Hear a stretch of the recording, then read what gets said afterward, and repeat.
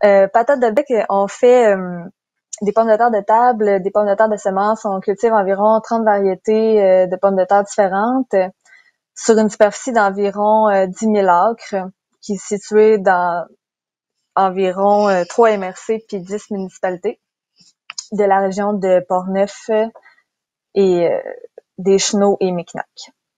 On fait aussi du blé de printemps, du blé d'automne, du seigle, de l'orge de brasserie dernièrement aussi pour les besoins de la distillerie.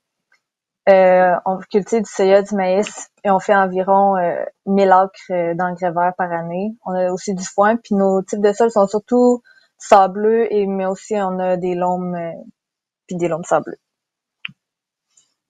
L'irrigation chez Patates de Bec, ça a été un processus qui a été très long. Ça fait plusieurs années que l'entreprise en parle sans pour autant nécessairement agir. Puis il y avait plusieurs enjeux aussi, des enjeux de main-d'œuvre, des enjeux économiques, tout ça que l'entreprise n'était pas prête à passer à l'action.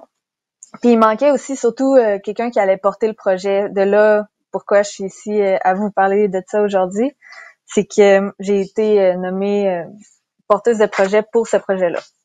Fait qu'en gros, je vais vous parler un peu de mon expérience, comment ça s'est passé, le processus de décision, puis de mise en place de l'irrigation. Donc, la première étape, c'était la planification. Je dirais que c'est l'étape primordiale parce que c'est là qu'on décide vraiment c'est où qu'on va prendre l'eau, choisir les bons équipements, puis ça, je vais y revenir, mais aussi déterminer nos besoins en eau, faire un budget, calculer les superficies, c'est toutes des choses qu'il faut penser à l'avance quand on décide de s'embarquer dans l'irrigation. Puis selon nos besoins, après ça, on va être capable de vraiment prioriser c'est quoi les équipements qu'on a besoin.